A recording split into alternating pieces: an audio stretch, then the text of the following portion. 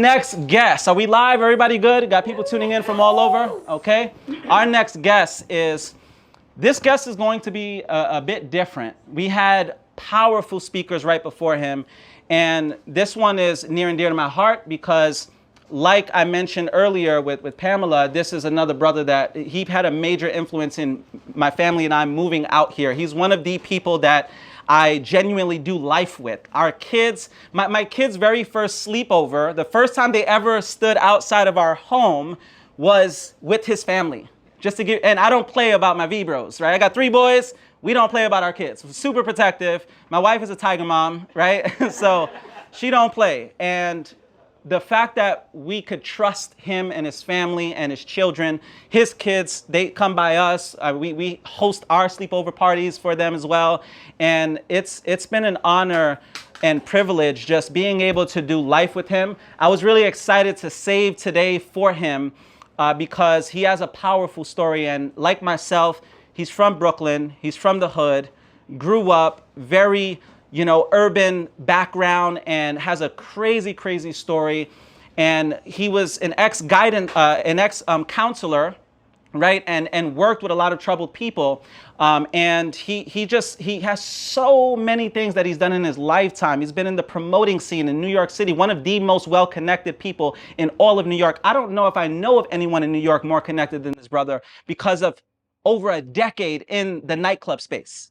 And he went on to just channel a lot of what he learned right from the streets, right from the gutter, right from the mud, going through life and having his parents absent from his upbringing and all these different things, and to have then 4 kids and a family. And it's been truly a blessing to say this is, in Spanish culture, we refer to it as our compadre. That's someone that we're doing life with. It's different from a friend. That's someone that I know that has my back, that's in my corner. There's a saying that, you don't need a yes man, you need a corner man in your life. You need someone that's going to be there that you can lock arms with and get through the tough times. And this is the brother for me out here in this season of my life. And successful entrepreneur, world traveler, community builder, powerhouse of a speaker. I have the pleasure and privilege of bringing up none other than my brother, Mr. Jay AON. Give it up, guys. Absolutely. Absolutely. I was looking around like, who's here? Thank you so much, brother. Appreciate you, man. I appreciate it. It's funny, the other day, it was Father's Day, and we spent Father's Day together. And, we have Pam hosting us many times, and we're there. And it's funny because we're drinking some tequila, and we're a little lit, right? I think Jay may have even put it in this big jug that he has alongside him. So we're drinking some tequila. It's Father's Day. We're vibing. We got our kids in the pool. Then it starts downpouring. And we're looking at each other like, man, we're just gonna stand here the whole time. We look at each other and we're like, you know what? Let's go in the jacuzzi, right? Like, and it's thundering, it's downpour, and we're just in the jacuzzi talking about life. And eventually, more people come and join us, and then the kids come and join us. And you're like one of those people in life that you have these serendipitous moments, and it's like you ever have those moments where you're with your person and you're like, yo, screw it, let's do it, right? Let's just go for it. And we sat there in the hot tub and spoke about life, spoke about fatherhood, spoke about challenges and all these different things. And the world, I've been anticipating this episode for a long time, and I would love it if you could just bring us into the world, because we grew up in an era of an HIV epidemic, a murder epidemic, a crack epidemic, over 600,000 felonies on average every single year in New York. New York City was a hotbed for murder and crime, and that's where we come from. We come from the mud. A lot of people look at the Journey podcast, they don't know this aspect of my life, and I wanted to talk about it. I wanted to talk about some of the things that we saw. I want to get real with you. I want to get vulnerable with you. And I know you have a counseling background and you understand trauma. You understand healing. You understand a lot of these concepts. So give us a little bit about your backstory and how you even came to be the Jay AON that we know today. Well, first and foremost, thank you for having me, brother. I was definitely anticipating the situation. Got coming after some of these amazing speakers that you have. I truly feel blessed and honored, and I'm always, thank God just to impact one person. And one of the biggest things you said earlier was being your authentic self. That is the key, and that's one thing that it took me a long time to find. But once I found that, it's like it was able to communicate and relate to so many other people. And just even before we even get started into the story, hearing so many kind things gets me emotional because we didn't hear that growing up. And so just to even hear those things, and it's like, wait, he's talking about me. Don't do that. You're going to make me cry coming out the jump. But I'm a person that wears my heart on my sleeve, and so I don't mind that. But where do we start, man? We have a friend and a good brother, Mr. Johnny Wimbrey. He said his first memory in life, and I remember when he first said that. Mine was on the bed, 4 or 5 years old, and my mom was on her knees, and I remember her, in the kitchen, with friends, and they were smoking, something out of a Pepsi bottle, and there was a pipe connected to it. And I remember just fighting and screaming for attention and just wanting her to just be there with me. My father was doing 15 years in jail. So just being in that moment, my first memory was me crying to her, like, can you please stop doing that? Can you please just give me attention? And, even bringing that up to her years later as a man, that was something that she couldn't believe I remembered. And one of the things that kills me a lot, we hear, oh, they're kids, they won't remember that. Elise said, from your first year to 7 years is the most important stages of someone's life. And so that being my first memory, lighting up the mattress on fire, to get their attention, and them having to throw it out the fire escape, was just a kid screaming for attention. And so that was basically the beginning of it all.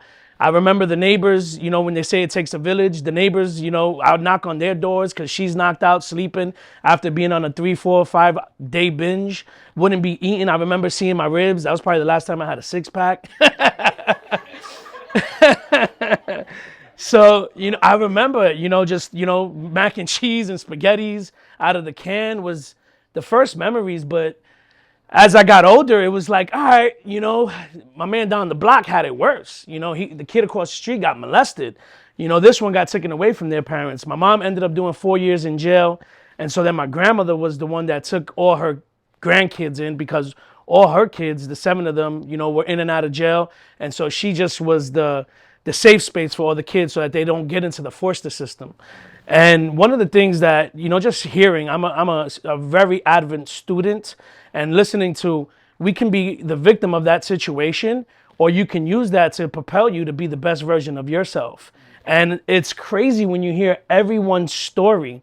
Their pain has become their passion. Their pain has become their purpose. And so it's been my passion and purpose to help other people get through some of those things in life and show them, hey, if you went through this, man, there's greatness on the other side of it. Absolutely. No, that's so amazing, brother. And one of the things that I do my best to teach on the show is how generational cycles work and how a lot of our traumas are deeply caused by systemic oppression, systemic issues, these kinds of things, right? So one of the things I always do my best not to do, and I love that you were so real, and I always want to put an emphasis that this show is not about demonizing our parents or villainizing any of our parents or anything like that, but to raise a bigger conversation. And that conversation is what happened to us? What happened to us? And going back to generational cycles is interesting because your mom, how could we blame our parents when they were dealt with a specific hand that we probably could never even conceptualize? We don't understand the way they process their trauma. And every wounded person was once an innocent little boy or innocent little girl. She was once an innocent little girl that went on to end up doing drugs. But why does she do drugs in the first place? So understanding how these generational cycles work, how these patterns work, what's going on at a systemic level is important. And we grew up in East New York, Brooklyn. We spoke earlier about survival. Survival will draw out the worst in a human being because you're doing anything to alleviate the pain and the suffering that you're going through. So I appreciate you keeping it real. And I love Doris. She's still in your life. You actually have her completely in your life today. She's clean of drugs for how many years? Probably She struggled, but it probably like 15, 20 years. 15, 20 years. Give it up for Doris, Yes. right? Yeah. And it's nothing, I don't say none of those things to, like you said, villainize her. It was just more to say that was just what my upbringing was. And my process and becoming a counselor was one of those ways of me trying to heal myself. So maybe I can heal her. Exactly. And so she's a beautiful woman. She's given me some of the best gifts that I have today because of who she was. It was just after maybe sit with your parents and get an understanding of what they went through so you can maybe now know why they did the things that they did. And now you could probably give a little bit more grace. And so she's learned to teach me giving people grace is important, but also being patient and learning that, how can she be a great mom when she didn't have a great example of it? That's right. How can my father be a great father if he didn't have a great example? So it's always just, they're going to do the best with what they can, with what they know how to. And then we got to take the baton and make sure we improve it and make it better so that we are the healed versions of ourselves so our kids don't have to heal from anything. Absolutely. Absolutely. I love the saying, and there's a saying in psychology that if you don't heal from those who've cut you, you'll bleed on those who don't. And healing is a prerequisite for transformation. In any area of your life, how can you truly transform if you don't heal in the process? So what is the importance of healing, and how have you gone about your healing process over the years and really just coming to grips with that little boy and saying, hey, you're safe, you're okay, right? I'd love if you could just talk a little bit about that. So I didn't know how to heal. I didn't know where to go at first, not having a male figure in your life or positive influences in your life. You don't know where to go. So the first thing I always say, the streets were my friends were my family, the streets was my home. And so we went to the school of hard knocks. And so it was doing the wrong things. It was learning how to heal by hurting other people and doing other things and acting out and being violent and being aggressive, getting into fights and drinking and starting to smoke 12, 13 years old and first time introduced to drinking and alcohol and it was smoking, marijuana and stuff like that. And so that was the only way I knew how to heal. I didn't know any better. And it was a long journey, right? And that's why it's a journey, because it took a long time for me to get to a point where it was like, all right, there's something wrong. And there was periods of my life where I felt like that ray of sunlight, that sunshine, that ray of hope is there. And then it's, teachers are so underpaid and so undervalued. You have teachers, maybe an uncle, maybe a godfather or godmother, just like these angels that come into your life at some point and they see hope. Like I have a godmother, Debbie, amazing woman. She's German. She has no relation to nobody. She used to party with my father. And she got to see when I was a kid in the environment that I was growing up in. And she used to just try to pick me up out of that and take me horseback riding, take me ice skating, like to do things that I'd never done. So she used to try to show me that there was life outside of this chaos that I was living in. And it was people like that made such an impact. Later to find out, having a conversation with her, she said, what's crazy is my mom, who would live to a very old age. She said, my mom, now I found her from 15 to 28. We lost contact, but I went looking for her because I'm like, I'm a man now. I'm a healed man. I'm doing better. I've accomplished some things I want to share with her because I know she had hope for me. She was the only one that was being the positive hope, plus my aunt, my uncle, who I call my second parents. But she said she spoke with her mom used to always tell her, why you do this for this little kid? Like, he ain't got no hope. He ain't going to make it out. You're wasting your time. And she said, no, that boy he has an innocent heart. I got to try my best to be a positive influence in his life. I can't imagine what he's going through. And so I pay so much homage to that woman because she was that first person. Then it was my aunt and my uncles who, when my father was locked up, my mother ended up doing 4 years in jail. They ended up taking me in and like raising me as one of their own. They had 3 or 4 kids of their own, and imagine taking on an extra expense. Yeah. And they knew that the environment, being that my grandmother did the best that she could with her situation, they tried to get me out of that as well and just be that positive influence. So it's really the people around you probably who believe in you more than you believe in yourself. And that's why it's so important, us as leaders, us as parents, us as friends, that we do that to the people around us, love on them, believe in them more than they believe in themselves. Let them catch up, because that was really key for me to knowing that, hey, I can get better, that there is hope. And it took a long time to find the healing process, but doing the counseling work, which I thought was going to be a program to help me teach other people how to heal. It was a program that helped me heal first, so that I had the skills and the tools and worked on my life to be able to teach it, right? Because you hear it, you got to practice it, then you teach it. Too many people are going from learning something to trying to teach something right away. How can you teach something you haven't done yourself? So that course and that whole path was very enlightening and eye-opening for me on the healing process. That's amazing, brother. Now, you had a season of your life where you had two parents locked up. What was that like? You had a second set of parents for you, right? But do you feel like they did a great job at filling that void? Or is that a void that you just cannot fill because no one could ever truly replace the role of a mother or father? What's your perspective on that? And what was that experience like for you when kids would ask you, where's your mom? Where's your dad? Right? I was very protective, of my parents. Like, if you say anything bad about my mother, especially, like, we fighting. It's about my mama, son. Yeah, it's on site. Like, I got like 2 or 3 scuffles, like, real quick on site, because you talk about my mom. She was imagine your first love is taken from you. Yeah. That was hard, man. Like, you can't trust women after that. The woman you trust the most and love the most is the one that's hurting you the most. Is like, how can I trust any woman? So I don't know if I'm still working on that process, learning how to be loved, learning how to be a parent, I mean, a son, a child, because I felt like I had to grow up fast and early.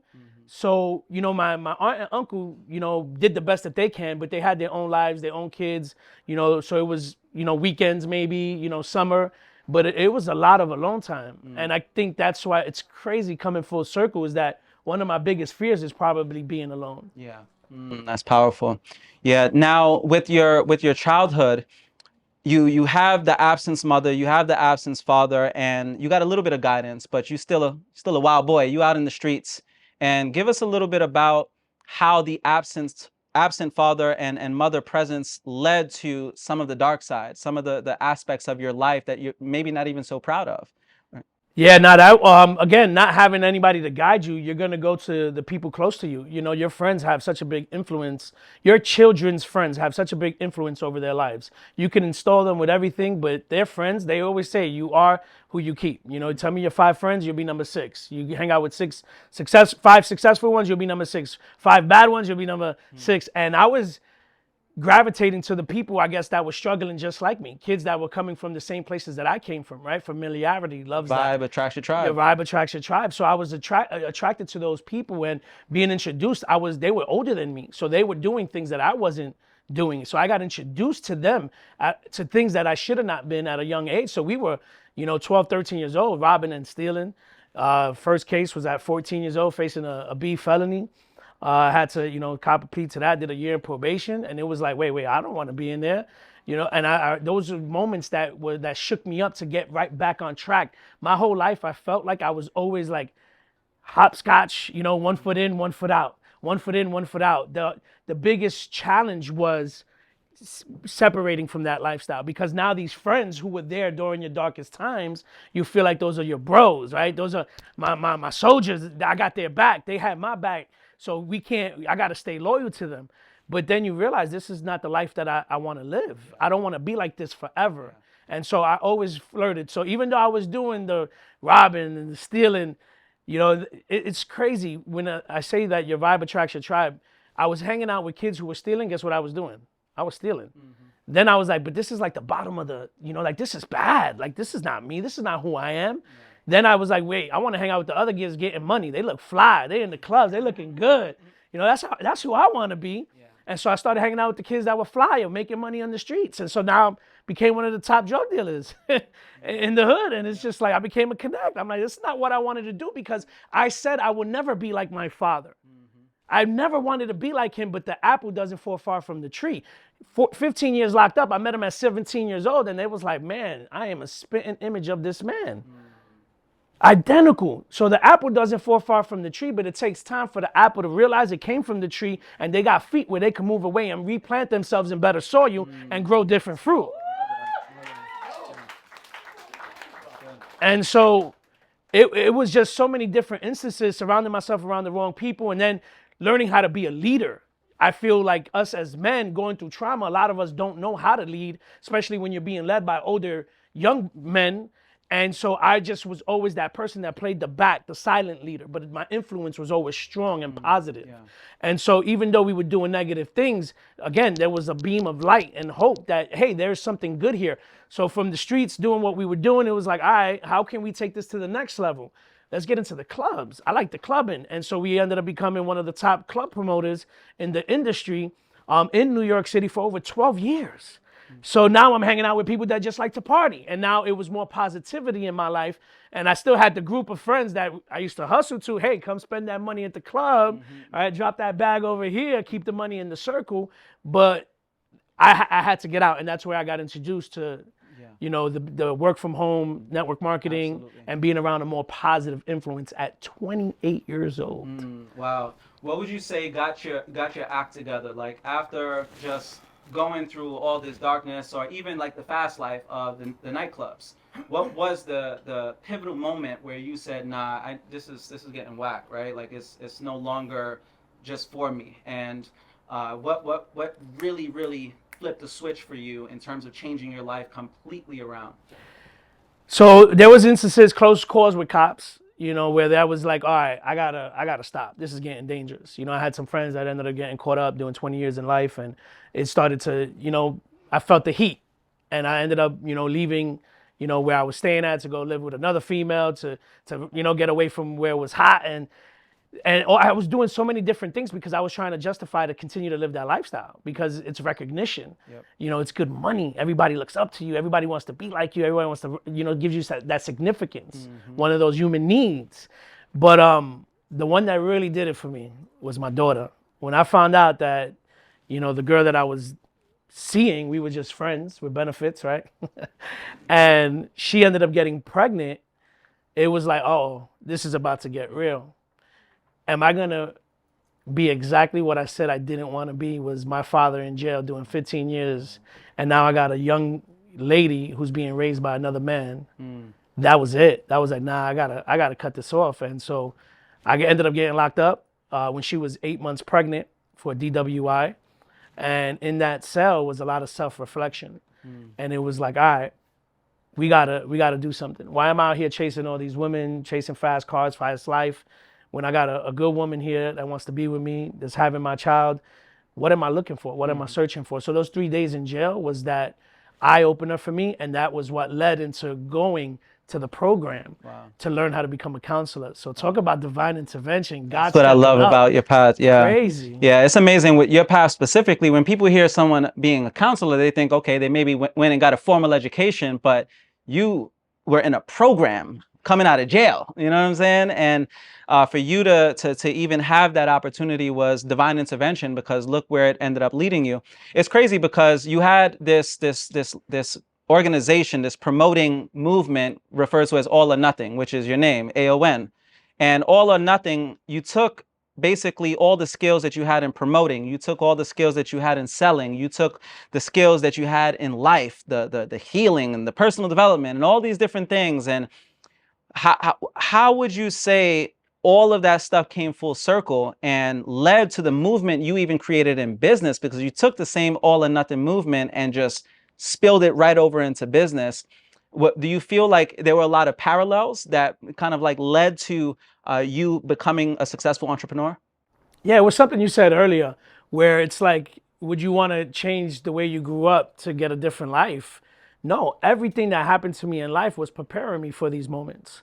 And so the things that I learned with learning how to navigate a room, you know, being able to communicate with anyone, because I had to get myself out of a lot of situations. So you got to manipulate your way, talk your way out of, you know, certain situations. And so all those things that I learned growing up prepared me to create a movement. And so one of the biggest things though was community. That was the thing that I needed the most. And so I always had good brothers around me. And one thing that I always tell people, because, you know, everybody is not going to be for you, but everybody has a gift and everybody has a strength. And so what I did was I learned how to find the strength in people. And all right, cool. So it's like, Josh, if I lend you money and you never gave it back, I know not to ever trust you with money, but I'm not going to cut you off for that. I had another friend that he's 10 years in jail, hold you down. He come real quick when there's beef, but you can't bring him around your girl because he's that type of dude that will snatch anybody's girl up, right? And then he got a gun with 10 years in jail experience. So you know what I mean? You don't want that problem. So I just... I don't want to sign up for that class. Yeah, exactly. So don't put people in environments that they can't be thriving in. And so I learned how to just find the strengths in everyone and bring them together for one purpose and goal. And whether it was partying and having fun and escaping reality, or wait, we found a way where we can change our lives and, do business together and learn how to work 9 to 5 to pay the bills, 5 to 9 to create that fortune. We can do that together. It was just hand in hand. It was an easy transition from being one of the big top club promoters to transition into business and using all the marketing, all the promoting, all the social skills, all the relationships that I've built out of the 6 high schools that I went through to all the streets that I was in. I learned how to use that and move it, right? Your network determines your net worth. So how are you using those relationships that you've encountered in life to help each other elevate? Because you got to bring something to the table. Too many people got their hand out, but ain't trying to put their hand, hand back. So we got to both bring something to the table. Definitely. Really, really good. And this brings me to the analogy, and I'm sure you've heard of this analogy. What happens in life is many of us are born sharks, but then we get thrown into a fish tank. And what happens when a shark is thrown into a fish tank? It only grows as far as the size of the fish tank. So their environment limits their potential and who they were really meant to be. And sometimes in life, we have to make that great leap from the fish tank by realizing it's a fish tank into the ocean where we belong. And in your case, it was like you were in a fish tank that was very limiting and limiting your potential, limiting who you were truly called to be, which was a shark. And then when you got into entrepreneurship, the vast ocean of possibility was available to you. So how many can relate to that, right? Now, when it comes to family, you mentioned your kids, and I want to talk a little bit about fatherhood because I know as a father of 3, it ain't easy. And your drive at one point in time was to get to your bag and have a better life, but then you have a different reason for living when you start having kids. And not only do you have a reason for existing and hustling and doing what you got to do for your family, but you also have to deal with your own traumas. You have to deal with the inner me, as we oftentimes call it. How was that navigating through you sustaining your family with business, right? And the uncertainty of that, and also doing your best to just raise good human beings, despite all of the traumas that you had to go through? Yeah, so we're still going through it. You know what I mean? I'm still learning. It's a never-ending journey, honestly speaking, because there's always another level. You can always tap into that next level and become the better version of yourself. So when I was chasing the bag, right, because that was the goal. That's, I think, was what from young, coming from poverty, was like, I don't want to live this life. That's why I was, selling drugs and, robbing to make money. And then it was like, all right, now we're, into business and now we're chasing money. And then moving to Florida was a big adjustment because I wanted to give my kids a better quality of life, right? Mm-hmm. And so when I moved to Florida, I gave them a better quality of life, but then that's where I felt alone. Because now I'm not in the limelight. Now I'm not around the groups of people, the teams, and everybody that I know. I'm out of my fish tank. And so now I'm in the ocean not knowing how to swim. And it was a real big wake-up call for me because I was making the most money that I've made in my life, legit. I was able to purchase the home for the kids, get the cars. So I'm living on the outside the American dream, but it felt like a nightmare inside. And so I was 270 pounds. I was depressed. I was drinking a lot, eating for emotional reasons. And it's like, all right, something's wrong here. I got all the money, got everything, but I don't feel good. What is wrong? And I went to seek counsel and coaching and, a therapist. And I went, sat with the therapist, and I'm talking to her, and she's like, what's going on? I was like, listen, I speak on stages to like 10, 5,000 people. I got a big sales organization. I'm making the most money I've ever made. I bought a new house. I moved my family. I did everything. Why I don't feel good? And then she said, tell me a little bit about your past. And then I started telling her some of the stories that you guys heard here.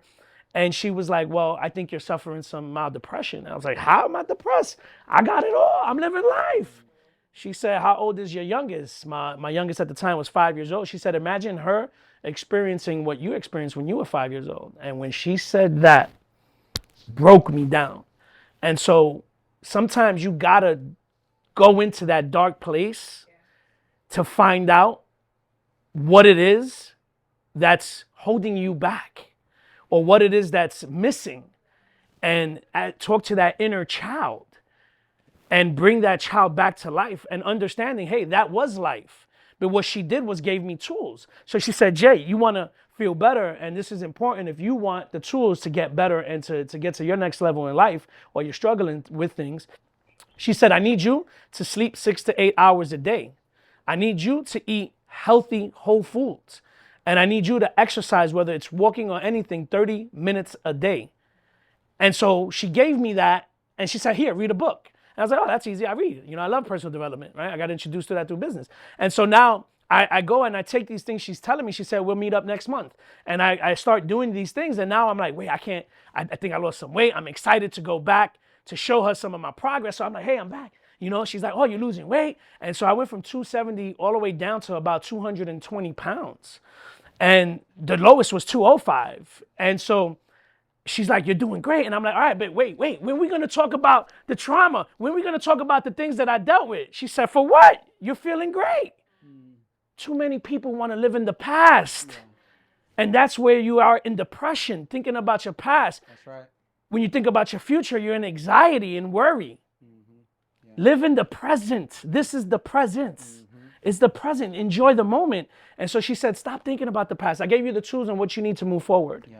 So take this and keep going through it and learning and getting better. That's powerful. A lot of people, they forget that the body and brain are interconnected. So at any point in time, your body is influencing your brain. So your physiology affects your focus. So if you feel like shit, your thoughts are pretty much going to be that very experience.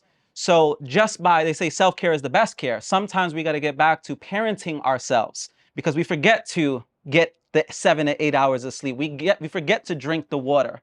We forget to just get outside, get out in nature, go for a walk, these kinds of things. And you spoke about inner child. And I went through a lot of healing modalities for myself, just all kinds of stuff. And it was crazy because, and I'm sure you could understand this, I was that guy that I'd be in the nightclub, and I'd be invited. Like, imagine like we're in an environment like this, and I'm there just scoping out the whole room. Like, I don't know, like, your boy, you're over there by the corner. And I always had that part of me that was always just ready to fight, always in survival, like always thinking, if you've never had a gun pointed at your face, if you've never been held at knife point, you probably wouldn't understand what that's like, especially as a little kid. So when you talk about your daughter, I can only imagine a grown man pointing a gun at one of my son's faces, and what that'll do to them.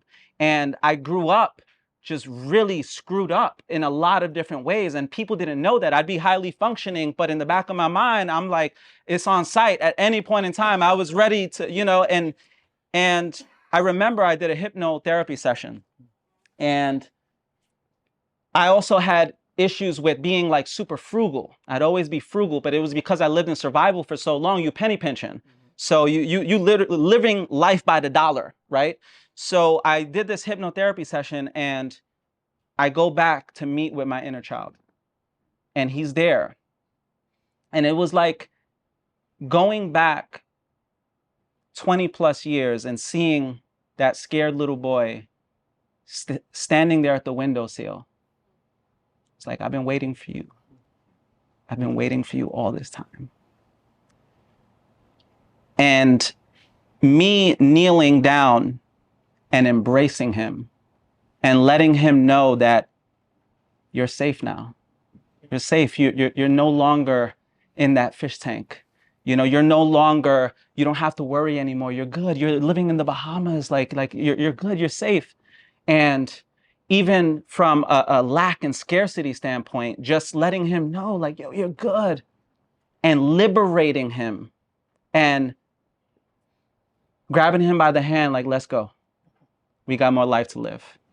And was the most transformative healing experience of my life, to reconnect with your inner child and let that little boy, let that little girl know he or she is okay. They're a big grown man, big grown woman now, right? It's gonna turn out okay. Yeah. And you say that, and I get emotional because I've experienced that, and it was in church, and so I've been really tapping into seeking, the higher power. And there was the song, and you always hear people when they say, "Oh, he talked to me," or "He spoke to me." I'm like, man, is my headphones on or something? Like, my man, he missing the messenger. Like, he sent me the message, and I didn't understand what they meant by that. And so I remember in church, and they were singing a song, "Oh, he loves you," right? And so in that moment, and my mom was next to me, and I've never experienced this in my life, and I probably only told like 2 people about this. I saw the dark room with the kid on the bed. And I saw myself as a grown man hugging him and telling him, it's going to be all right, son. Yeah. It turns out pretty good at the end of it. Yeah. And so that was a very, very powerful moment. Yeah. Beautiful, brother. Beautiful. Man, we can go so deep into a lot of this, and you guys see the parallels with like the struggle, the correlation with turning struggle into your greatest triumph, looking for the treasure in that trash, finding the inspiring message in that mess. And I love doing this work because I feel like I'm walking people through the journey one soul at a time. What this person went through, what happened to us, but we have to eventually get to a place of forgiveness. We have to get to a place of self-love, of compassion, of understanding ourselves, right? And then that's when things truly come full circle. That's where you begin to blossom. So what would you say now, like if there's any recommendation you can give for people who probably have gone through some abandonment, they've gone through neglect, because the word trauma is Greek for wound or wounding. And typically what happens is people get triggered later on in life because they never did the healing necessary. So it's like a open wound that gets touched on. And it's like someone, you ever have somebody talk to you some kind of way, and it's like, and it just triggers you, right? It could be the smallest thing, but they just said it in a certain way and it triggers you. And it's important to stitch up those wounds, but it's painful. It's painful at the same time. So what would you say? You mentioned self-care. You mentioned your process, your healing journey. For those who are still battling with forgiving their mom or forgiving their dad or forgiving themselves for what they've gone through, of liberating themselves from the shame, what would you say, or what would be your words of wisdom for those people who are still on that process? So again, going through it all, I've tried everything. Hot yoga, regular yoga. I tried meditation, which I still do, right? Really like the breath work, it's so important. I've started journaling, and then, so one thing I would say is try everything, because what works for one person doesn't necessarily work for everybody. That's right. But the foundation of it all is being connected to a spiritual higher power. Yep. So in my process and journey, I come with something you saying. I'm learning so much from you, brother. Like, I watch you, your podcast, all your interviews and everything that you're doing, and so inspired by you and Pam and what you guys do. I just love learning, and it's truly iron sharpening iron. And so with the framework that I've learned to come to put together for someone that's in their situation on how to get out of it, is there's the 4 health benefits, right? The 4 benefits of what you need to focus on. The first one is being your health, right? Because what is to gain the world if the man loses his health, right? Absolutely. You go all your life to acquire it, and then you'll spend it all just to try to get healthy and exchange your body for somebody else's sick body. So the first thing I want to say is going and taking care of your health. That's the first basis. And everybody can do that. We can all control that ourselves, right? Whether it's 30 minutes a day to sitting up and down on your couch while you're watching TV, which I tell my mom to do now, because they say 75% of the people who are in assisted living is because they can't get up to use the toilet on their own. So squats and push-ups are very important, right? I'm learning at least. So the first one will be the health, right? Take care of your health. The second one I would say will be the mental health, right? Because I think back about my situation where I've chased my whole life a bag. I got it, but I was unhealthy and I was mentally, I was distraught. I was down and out. I was going through depression, anxiety. My health was bad. So the first is the physical health. Second one is the mental health, and they both coincide. The third one we'll say is spiritual health, right? But not saying in the spiritual higher power, in the spiritual, what's your purpose and what's your passion and what's your calling, why you're doing what you're doing. Because no matter what it is you're trying to accomplish, you're going to get tested, and you got to know why you're doing what you're doing. So you got to tap into that spiritual soul searching of why you're doing it. And then the fourth one is just going to be a byproduct of it all. Because if you're doing great in these things, the financial part is going to come at the end of it all. Absolutely. So to me, I would tell you those are the four things to focus on. No matter where you're at in your life, go get healthy. Then get better mentally, then get better spiritually, then go and get the bag. And so if you do that, I think the bag is, you're now going to attract it, right? Because now you're the best version of yourself. And so now not only attract it, but be able to keep it. So many people can make money, but a lot of us can't keep money. Why? Because it'll always go back to the level of person or leader that you are. Your thermostat will always go, and wherever you at, you're going to get back to. So it's about raising that thermostat. And so those are the four things I would recommend anybody, no matter where you're at in life, to go and do. And go find a coach. They just help you speed up the process. They will make your journey so much more easier, so much more faster, because they already paved the way for you. Absolutely. That's so good, brother. So good. Yeah. And as we get ready to bring it in for a landing, I want to talk about just the light, the upside of all of this, all the work that you've done, grinding over the years, doing what you got to do for your family, the life of an entrepreneur, but some of the places or experiences you've been able to create for yourself, and what has been the greatest benefit of it all, just taking a chance on your dreams and going full time as an entrepreneur.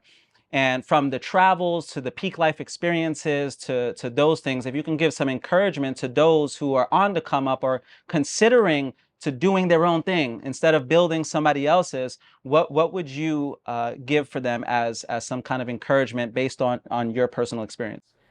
So, entrepreneurship is not easy. It's a beautiful journey, right? There's a lot of ups, there's a lot of downs. You're going to be excited when you go up, and you're going to be scared when you go down.